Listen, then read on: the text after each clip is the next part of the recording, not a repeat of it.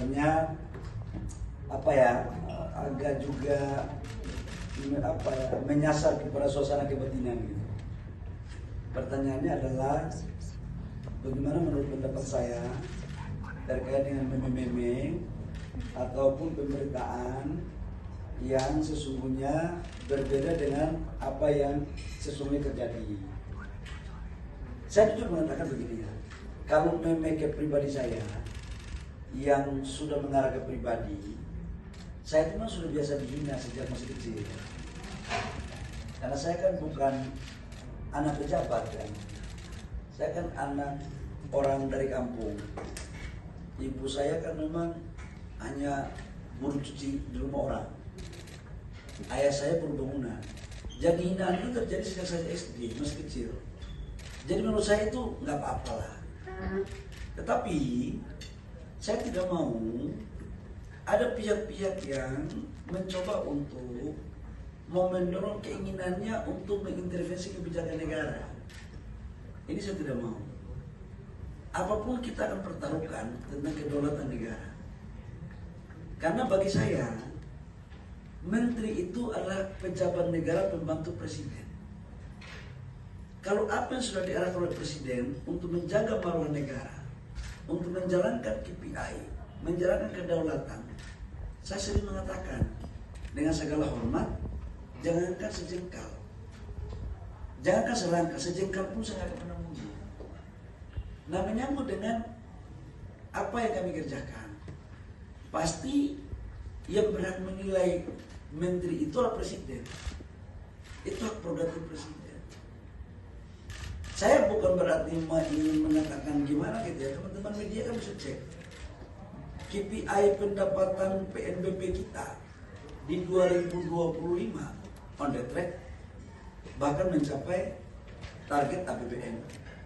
Lifting kita sekarang sudah di atas APBN.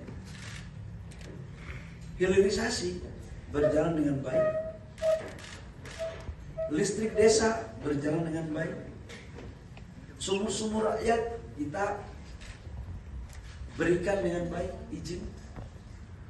Untuk keadilan dalam rangka implementasi pasal 33 agar kekayaan negara semua dilakukan secara merata. Iup koperasi, iup UMKM telah dimediasi lewat perubahan undang-undang. Ini sebagai bagian apa? Sebagai bagian dari menerjemahkan apa yang menjadi perintah Bapak Presiden yang terkandung dalam Undang-Undang Dasar 45 pasal 33. Pertanyaan berikut adalah, apakah ini semuanya berjalan baik? Kalau orang berpikir untuk kebaikan pasti berbaik. Tapi kalau ada pihak yang terganggu, ya wallahu alam bisawab. Karena kita ingin untuk melakukan yang terbaik untuk negara. Kita harus konsisten terus. Memang kalau kita menuju perbaikan pasti ada gangguan. Gangguan itu jangan membuat kita lemah. Gangguan itu harus menjadi vitamin untuk kita. Tetap harus jalan.